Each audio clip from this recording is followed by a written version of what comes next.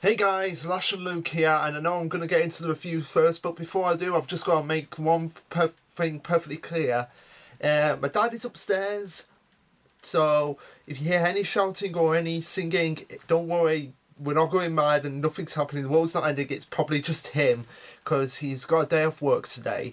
So that's all I wanted to say. But anyway guys, before I get into it, I just want to make one thing perfectly clear, is that I've made my video on the top 10 darkest moments, or top 10 moments in the Promised Neverland, so go and check that out. But anyway, let's get right into the review.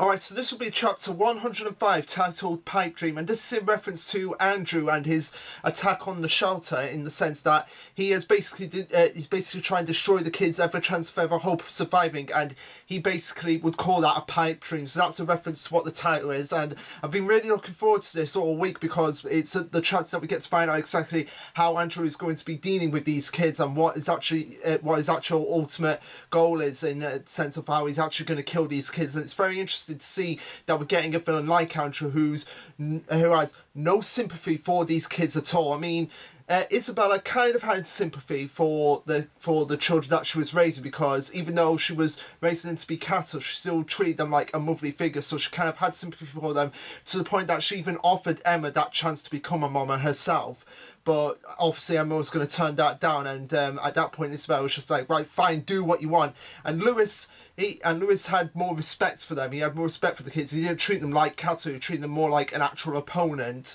Whereas Andrew is different from those two, in the sense he has no regard for them. They're cattle, they need to be killed, I'm going to kill them. And this chapter where we get to see just exactly how ruthless and how malicious he can actually be. And it's a chapter that I've also been looking forward to, because it's the moment that we see the cracks in Emma's psyche starting to fold. Because I've said before that Emma, if she sees anybody going to die, she's going to snap. And this chapter is kind of an idea of what we actually get when we see her push to that edge.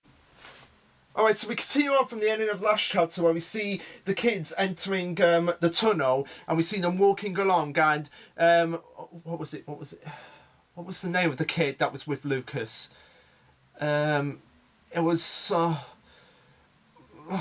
fuck, I can't remember the name of the kid that was with Lucas. Frankie,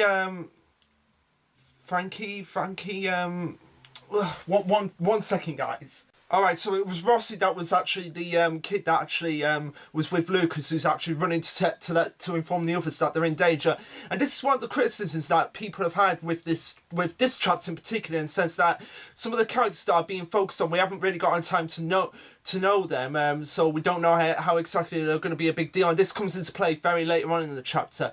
But yeah, since Rossi was kind of a new character and didn't get a lot to know about it, that's kind of like why I've forgotten what his name was for a second there. But anyway, getting back to it, so we see the kids see the kids walking along the tunnel, and we see them coming between two tunnels, which looks very interesting. Like the way this tunnel is actually shaped, it's like the shape of one of the actual masks that the demon has. Like if you ever look at some of the demon masks that the demons have, yeah, and they have the two eye holes, like the two black spaced eyeballs. Like this tunnel kind of reminds me of that. And it's pretty interesting how it's designed that way to kind of reflect on the fact that, yeah, they're still in demon world, so there's going to be a lot of inspirational architecture structure based around demons itself. So as they're still going through the tunnels, Emma says to herself that these networks of tunnels are a real maze, and that's good because it means that they've all been memorised, and that is actually a good idea and a good point to make, because then if anything goes wrong, they can actually sit back and think like, okay, we know the tunnels, we know where we can go, we know the structure outlay,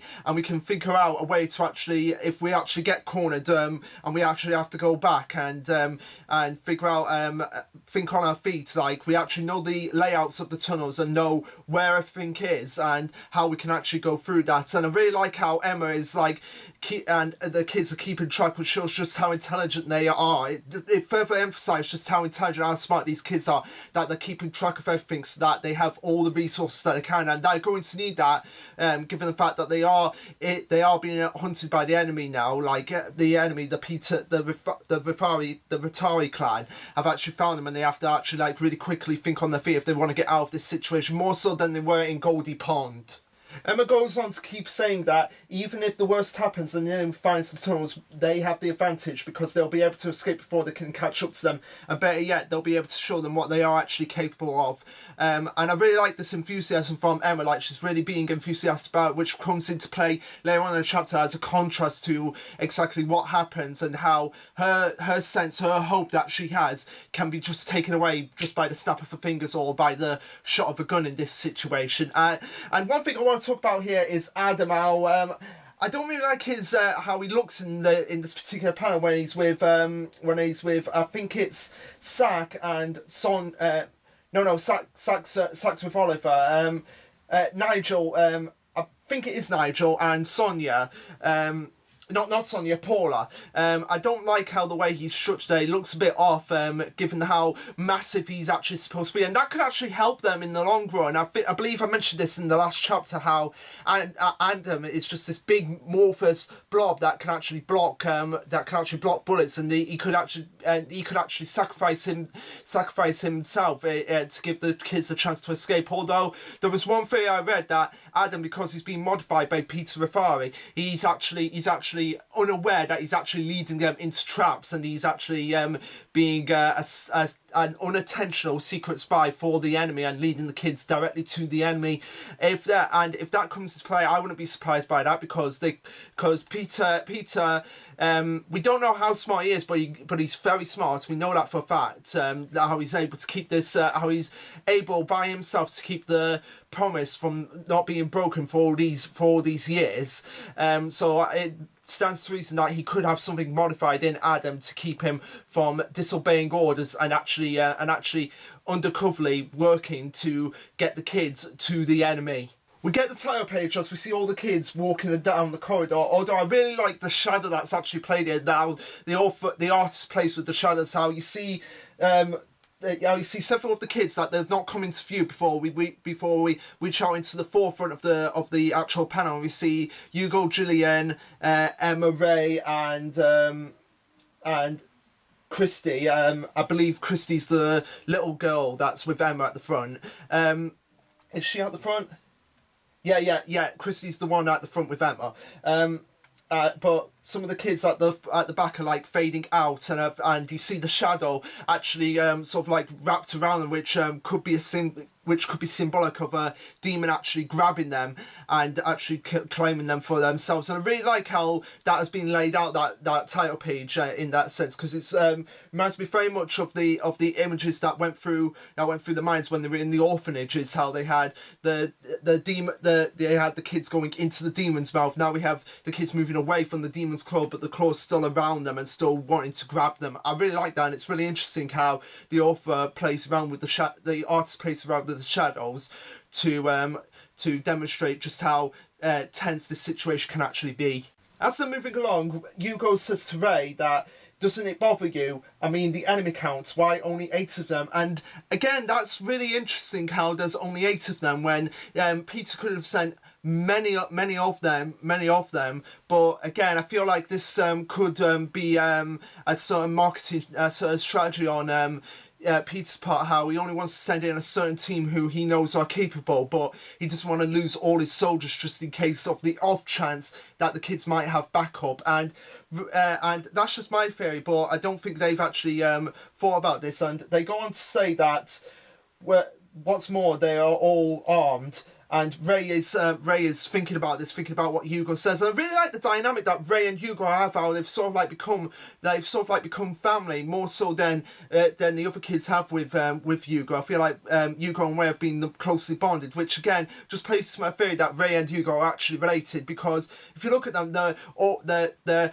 two of the smartest in the whole community of these kids that have escaped, and they're both really tactful and they're really thinking outside the box and thinking about all the possibilities of what could happen more so than the others. And I really like the dynamic that they've had, like they've sort of become master and apprentice. That's what I love about these two and their relationship, how it's really fascinating, which again just adds to my theory that they are actually related, like I've been saying. And I'm really waiting for that moment where Hugo says that my sister was Isabella, or something along that line. Like like he's related to Isabella, which means he's related to Ray, because as we know, Isabella or Mama was Ray's mother.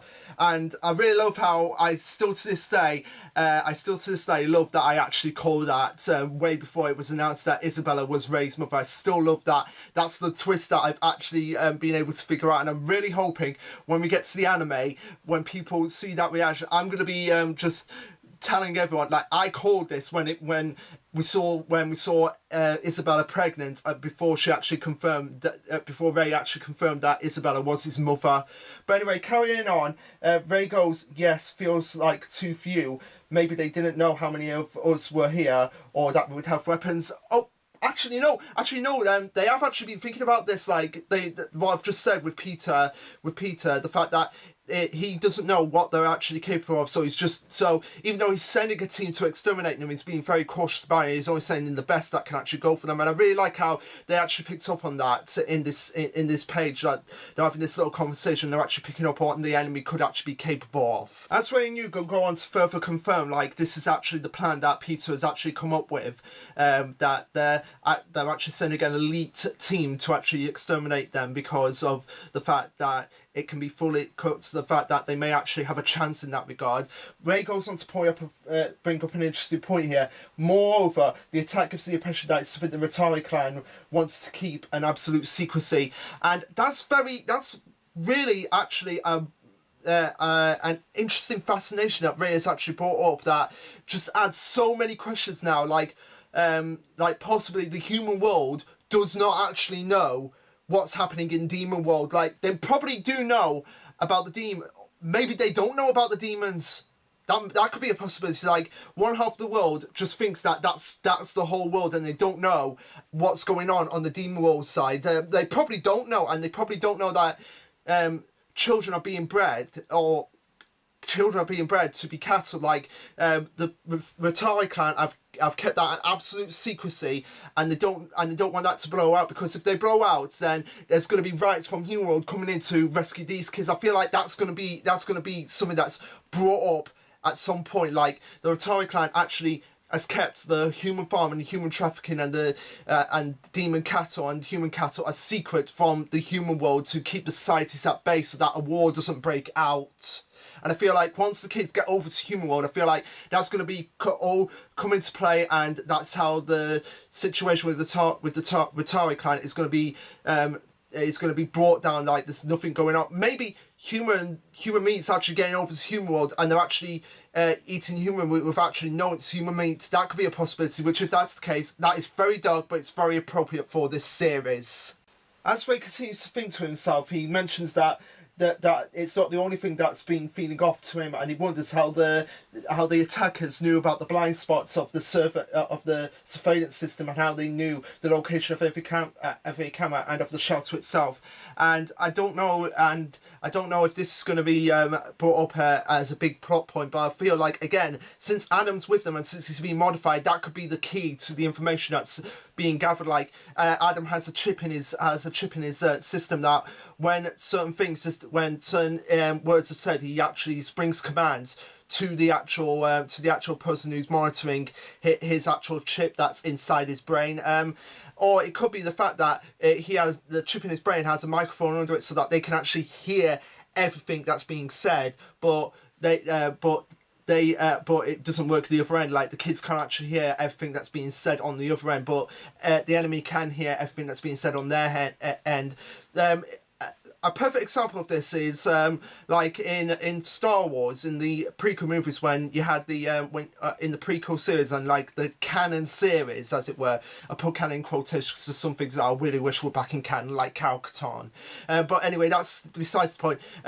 The stormtroopers, the clones, had the chip inside of them that when Order 66 was initiated, they just obliterated all the Jedi that was in their squad. And I feel like there's something similar here. Like, Adam has a chip inside of him that's relaying information and being able to help out the enemy find out where they are, so that they can actually exterminate the kids. This is all cut off when they reach the end, and Christy says that they go up the stairs and then walk a bit more and up again, and then they're out. And then we see two kids that volunteer to actually go ahead and scout out, which in this situation is always a bad idea. Like, something bad is going to happen at this point, because we've had two kids that don't know where the enemy is. They have no idea what's reaching out for them. Like, we're going to go and see if it's not safe to go out, which they know is not safe to go out at this point. They have to be very careful.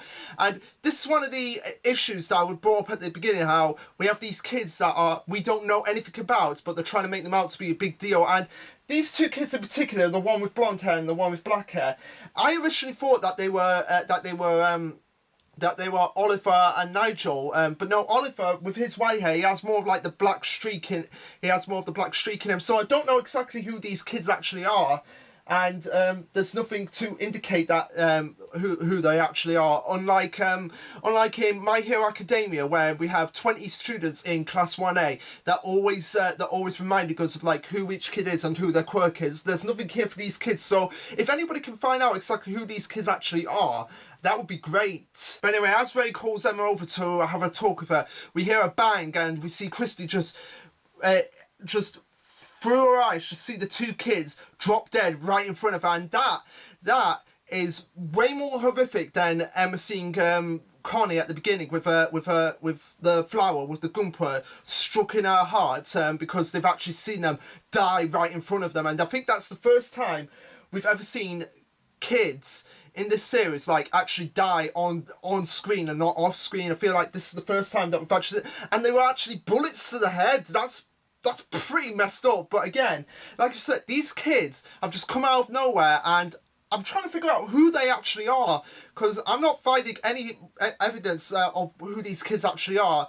Maybe if it was like, say Violet. If it was Violet, and it was Pepe that died, then that would actually be much more of an impact, because they actually those two actually played a major role in the preceding arc, in the Goldie Pond arc, particularly in the battle with Lewis. So I feel like if it was those two, that this scene would have a much more impact, in the sense that yes, it is a shock moment, but it's not a shock moment where I'm like, no,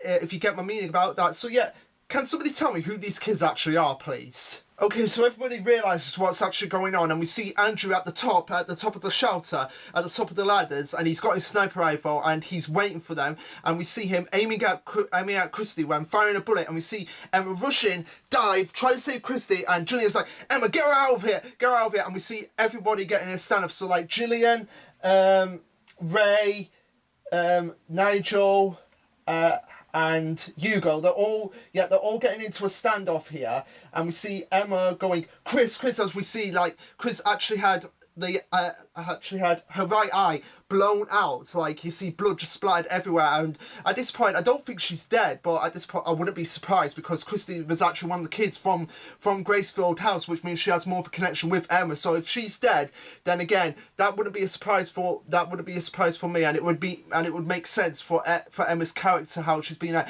I want to save everyone, and this would be like a first indication for her that she can't save everyone, even the kids from Gracefield House, that there are going to be some sacrifices. And I feel like this is one of the ones that just slowly build into that moment where Emma finally snaps and just goes on a rage moment. And that injury, even though it might not kill, it's still pretty lasting, kind of like with Pepe's injuries and Sack's injuries, Sandy's injuries. Sandy wasn't one of the kids, because Sandy has the eye patch. And that's the thing, I was reading on the Promise Neverland wiki that one of the negatives about the Goldie Pond arc is that some of the kids survived without any lasting injuries. Like, no. Sandy had a really lasting injury, and so did Gillian, because Gillian had her back sliced by Lord Bayon, so that's going to be a permanent scar down her back. Same thing with Emma, how she's going to have like a permanent scar in her stomach for when Lewis stabbed her, and Sandy has that eye patch now. Remember, that eye patch was because he got involved in a fight and got his arse handed to him. So when people say, oh, there weren't many injuries, like there were deaths of kids, it broke Emma, and there were pretty lasting injuries from those fights. It wasn't the case like the kids just went in, shot all the demons, and then they were dead, and then that was it, arc's over. No, it was a challenge for them, and there were lasting injuries. As Hugo goes on to say, like, their uniforms are bulletproof, and Toma and Limey say, they're both dead. No way, they're both dead. Which, again, for them, it's the first time seeing a human actually die in front of them. And it shows, like, no matter what, this world is going to be out to kill you, no matter what, and you really need to be prepared for the worst. And sure enough, as we see it, we see Andrew relaying a message to the kids going, Capital Children Group, can you hear me? My name is Andrew. I am here to kill you. We know you're there. There's no point in trying to hide. And again, it just shows just how much Andrew doesn't give a fucks about what they are. They are cattle to him. Like, he doesn't care that they have personalities or how intelligent they are. To him, they're just cattle. They're just food for the demons. I need to kill them, and I'm gonna get that job done. And it just shows how malicious and how psychotic of a character he actually is. And I'm really waiting for the moment when him and Emma can actually have a balls out fight, like in the same way that Lewis and Emma had a balls out fight. But again, I don't want it to be just Emma versus Andrew. I want it to be Andrew versus everyone, kind of like with Lewis versus everyone, but I want it to be absolutely different and see how capable Andrew is if he actually got into a fight with the kids in the same way that Lewis did. And then this was one of the moments that made me think, like, he is not holding back, Andrew, again. Like I said, I praise him for being like a really good villain and how he's not holding back, but this is one of the things that really emphasised with it. Like, during the past 21 months, we've smoked out and gotten rid of every single one of your sympathisers, although I don't think he's really gotten rid of every one of the sympathisers, because we know that Songju and Musica are one of their sympathisers. Like, Songju in particular wants them to actually break the promise so that he can actually hunt humans again. But again, this goes back to the time where Peter had that line of people on the ground with their arms tied behind their back and just shot them. I feel like those are the sympathisers that Andrew is actually referring to here. But again, like I said, there may not be all the sympathisers, especially when they say every single one of your sympathisers. There's going to be more out there, especially Phil. Although since we haven't seen Phil for the past few chapters, it makes me wonder what he's actually done with Phil and whether or not he's actually gotten some information out of Phil and then just killed Phil right then and there. Andrew goes on to explain the situation to them. He says that, of course, we've obtained information on the location of the shelter and also its architecture and defences, and that they've already secured every exit, and this is the day they die. That's all he has to say. Just give up and come forward. That way you won't have to suffer. And yeah, Andrew, when you have a gun pointed at them, they are still going to suffer, and they're going to suffer hard. But saying it like that does not make it any better. But I really like how you're just not taking any chances here. You want to kill them, and you want to get this problem out of the way and sorted fast. Although I feel like this is going to lead to your downfall. I feel like you're going to have some sort of arrogance that's going to be brought out, that you're just going to think like, oh, these kids could actually potentially kill me. Not in the same way like Lewis did, because Lewis wanted a fair fight. He wanted a chance for the kids to actually succeed, and he was testing them, and he actually embraced his death. I don't feel Andrew's going to be like that. I feel like he's going to be like more like, no, you have to die, I'm not dying, you have to die. And I feel like that's going to completely lead to his downfall in this situation. I mean, I like his character so far. I'm liking how evil he's actually being, how just embracing the evil he's actually being. But again, it's going to lead to his downfall eventually. As the kids are panicking and thinking like, oh my god, all the exits are sealed off, all our supporters are dead, and they're just like freaking out at this moment in time, which I expected. Like, when you see two kids dying right in front of you and being told like, this is the day you die, and you're gonna die no matter what. I expect some kids to actually be like taken aback by that and be really panicking and not thinking about what to do. But that's why we have Hugo on hand and Gilda and Don, how they say calm down. First warn the others at the back, tell them the enemies are here, and to be on alert in all directions. Which again, I like how Hugo is sort of like becoming that big brother figure that all the kids actually need, in contrast to what he was at the beginning when he was first introduced, where he's like, just get out of here, I don't want to be involved with anything. He's like actually taking initiative and becoming a better leader and a better person. And I really like how his character's evolved from the scumbag that he was actually introduced to the point where he actually threatened to kill Emma, to the point where he's actually being like, okay, look, we need to calm down if we want to get out of this situation. We see Don and Gilda actually taking the reins for the kids at the back, like actually trying to protect them and warn them that anything could happen, like the enemy could be in any direction, we don't know where they are. But again, we see Ray questioning things, saying, but seriously, what can we do? they don't have the slightest intention of capturing us or taking us to the farms. They're out to kill us, and that is it. And again, I love how that is like Ray. It's just like trying to think of a way to get out of this situation, even though he's thinking at the moment that it's completely impossible. Which again, it's not really taking a step back on his character. It's more thinking like, okay, even though we could get out of this, we have to think of the possibility like, what can we actually do? Like, they're just cutting off all our situations. And I really need to think out of the box at this moment. And we see Hugo added to this. That's what you expect in it. For the Ratari clan, we're living proof of their total failure, that they can't even afford to let our existence be exposed to the public. And again, it's kind of, and again, what Hugo's just said is kind of interesting. How they could actually get into Human World and inform everyone of what's going on, or maybe Human World does not know. There's so many questions actually in here, like, will Demon World actually know? And actually, if Demon World actually finds out, that could be real. That could be just like a sense like the Ratari clan have broken the promise, the kids have escaped, and like they could actually be ending up getting killed themselves. So I feel like it's more sake of covering their tracks rather than for the thrill of it, of actually just killing them here. Wants to be sure, like Andrew needs to be sure, like I need to cover every single aspect here. I need to kill them here so that we can inform Peter, like, yes, they've been exterminated, they're not going to be a problem anymore. But I feel like that's not going to happen. They are going to get into Human World, most of the kids, not all of them, but most of them are going to get into Human World, and it's going to be a case like, okay, we came from this world where demons are raising us to be cattle. Look, we've got these numbers on our necks, and look at all these injuries that we've sustained. And I feel like that's going to be an indication for Human World that something has been going on for a really, really long time, that they've just not known about that, and Peter and the Ratari clan cannot let that go out, and they especially can't let it go out to the demons, because I feel like, again, like I said, if that gets out and they know, like, oh, these kids escaped from this farm, got into Human World, Human World found out what was going on, they're going to be exterminated as well. And that would be an interesting way to take down the Ratari clan, take out the big bad, so that we can actually focus on the even bigger bad and the even bigger threat, which is the demons themselves, and take most of them out, but leave the ones that are willing, like, okay, we will go to this section of the world, but if you come in this section, we will kill you. We just want to be left alone in peace. Or maybe at the end of the series, like, it'll be down to Songju and Musica, and they'll just be like, you know what, we should just let our race die in peace, and they go off to die in peace, and humankind just takes over the whole world once again. As Ray goes on to say that the enemy is coming around to surround them, he mentions that there are eight enemies and 3 exits, including the one we're facing. There must at most 5 to 6 be coming for them.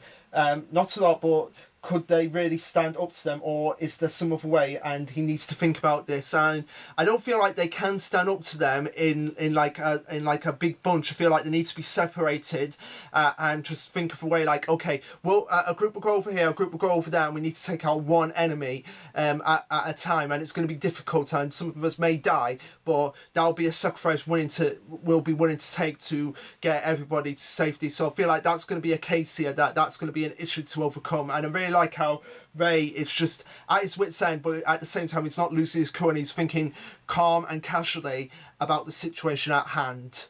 As Ray is thinking about this, we cut back to Emma, who's just at her lowest moment at this point, and she's questioning why. And we see flashbacks to her going, as long as we're alive, we'll find a way. Again and again, surviving is everything. But then she's still thinking why they were alive just a moment ago, and again referring to the kids that we don't know the names of, or the names have been forgotten by the audience and the author. And she keeps going, they were alive just a moment ago. And we see Lima and Toma go question, like, Emma, are you okay? And she's going, why? We only want to live. We're humans like you, then why? And we see her just absolutely breaking down, like she is just you can see, like, just the emotion, like she just want to scream at the top of her head. Tears want to bawl out. And again, this is what I've been mentioning about the fact that Emma wants everyone to survive, even though it's an impossible task at this point, because not everyone is going to survive, and seeing this has just, like, really I think started to open her eyes and discover the truth about just how dangerous this mission is that they're taking off. And again, it's just showing how she's, like, wants to hold back the anger, but at the same time she wants to explode. And that's what I've been saying about how she is the paragon of a pure protagonist, because she's just easily flipped extreme. She's flipped the extreme from being hopeful to being absolutely crushed at this point. And as we'll move through the rest of the chapter, when she speaks to Andrew, you can see like just like the anger that's just pouring off her face, and how she would want to rip into a new one, but at the same time she needs to think about her family that she's built up over the past 2 years and how to get them out of this certain situation. But it's still very intense what's coming up, and what's going to happen between Emma and Andrew, as we're about to see. So we see Emma absolutely pleading to Andrew, like, we don't have any intention of breaking the promise. We're after the 7 worlds. Soon we'll be able to make a new promise. We won't cause any trouble for the human world, so we have no reason at all to be fighting. And I really like the angles that are really taken in these 2 panels, particularly when she's actually talking to Andrew.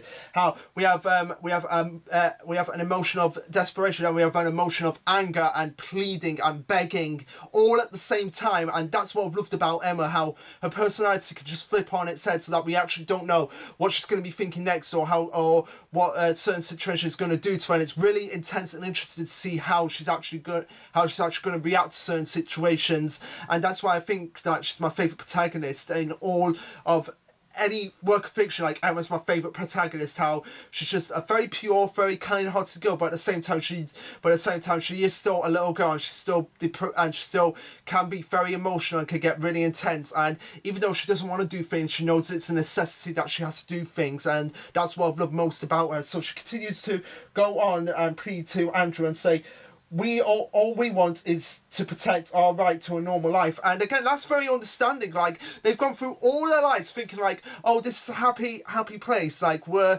happy, and then all of a sudden, no, you can't afford demons, and then to think of themselves as just food, that can actually be really depressing for someone. So no, and she's pleading for her life now. She's pleading for her rights as a human being, because she was born as a human, and so she has the right as a human to live and be free. And she's trying to get Andrew to see that, but of course Andrew, being Andrew, just doesn't see that.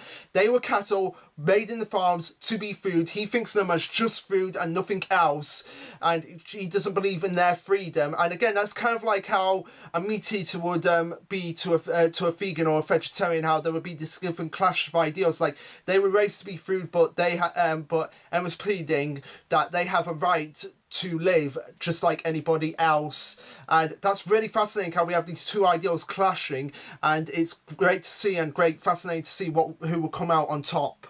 As Andrew listens to Emma's situation, he goes, "The 7 walls, huh? I see, so your goal is the walls, as you've gone as far as finding a means to redo the promise." We see Lima and Tony getting in on the situation, going, "That's right," so which shows just how much of an influence Emma's having on them as like their big sister figure, and showing that they can fight for their lives too. But as Andrew says, he says, "I don't care." So Andrew is one of those characters who, even though you can talk to him, you can't reason with. Same thing with Lewis. Even though you can talk to Lewis and get him to kind of understand where you're coming from, it's not going to work with him. Same thing with Andrew. But I think Andrew is like more cold and detached than that. Like, he will not see their point of view, because, as he says, that has nothing to do with it. No, in fact, that only makes it even more urgent to kill you right now. Which again, it just shows that he's fighting. It might actually be a case of like he's fighting for his life as well, because if the promise gets broken, then he dies in the same way. So I feel like that's the situation he's going over. If he has to be focused on killing these kids so that the promise cannot be redone or remade. And Emma's just getting absolutely desperate at this point. And he goes on to say, "Even if human society would forgive you, for us the current system is absolutely indispensable, and your right to a normal life to protect. You misunderstand your place. You children cattle never had such a thing as a normal life." And we see all the kids just absolutely breaking down at that moment when Andrew just said, "You had no right to a normal life," because again, they're still children, and they still could be free and be intelligent.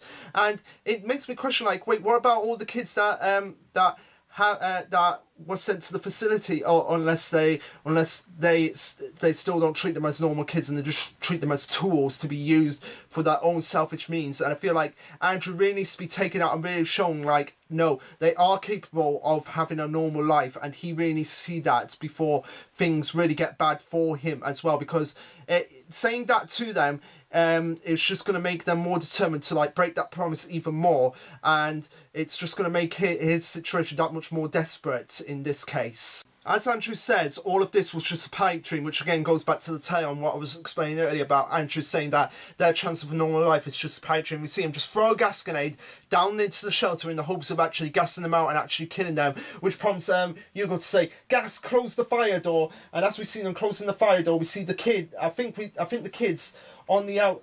No, we actually no. Did we actually see? No, the kids that were actually killed are not on the outside, so it means that they can actually have a proper burial when they actually get the chance, if they actually get the chance.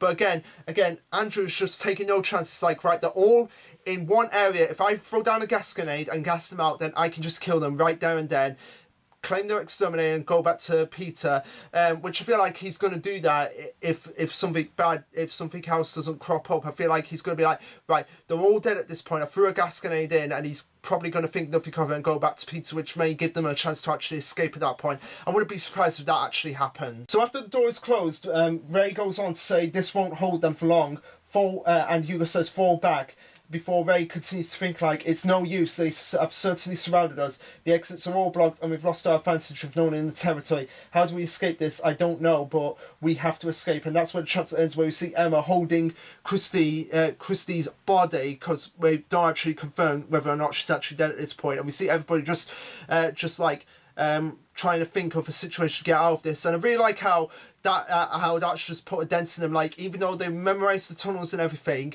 and they could have an idea and advantage of where they could actually go, the fact that Andrew's just cut off all of that situation means they have to think of a new plan to get out of this situation, which they are going to do. Like, I don't see the series ending here where Andrew just kills them all, because there's still so many questions we have to ask answered now, particularly the one where what happens when they do actually get into human world. How is human world going to react to them? How is human society going to react to them? And what's going to happen when the demons find out, like, oh, the Ratari clan found out, the Ratari clan actually failed to get some kids back and actually kill them in order to keep the promise at bay. I feel like that's going to be played up in this final arc. But anyway, guys, yeah, it was a really good chapter, this one. I really enjoyed it, even though there were a couple of things that I don't agree with, like killing off those random kids just because they're a fraud. I feel like that shouldn't have happened. I feel like it should have been a much more punch to the stomach, like it should have been Violet and Sandy or something like that, something along those lines. Characters that actually did something in Goldie Pond arc that were involved in major fights. I feel like it should have been two of them, and that would have really got under Emma's skin. And even though you can clearly see how Emma is just absolutely pissed in this last panel when she's holding Christie's body. Like, again, it's just slowly building to that point where Emma just absolutely breaks down and goes berserk, and I'm really looking forward to that, and I'm really looking forward to find out how they're actually going to get out of this situation. But anyway, guys, what did you think? Let me know. Like, subscribe, comment down below, and I'll see you guys next time, because now I have to go and edit this, because tomorrow I'm going away for the weekend. I will be reading a chapter over the week. Well, I'm not actually going away for the weekend. I'm going away for a day tomorrow, coming back on Saturday. So hopefully on Sunday I'll actually be able to read the chapter, and hopefully on Monday I'll actually be able to do the review, because next Thursday I'm going to be working, so I won't have time to film the review. So it'll have to be Monday that I actually do the review. But anyway, guys, that's all I wanted to say. What did you guys think of this chapter? Let me know. I'll see you guys next time. This will be Luke signing off.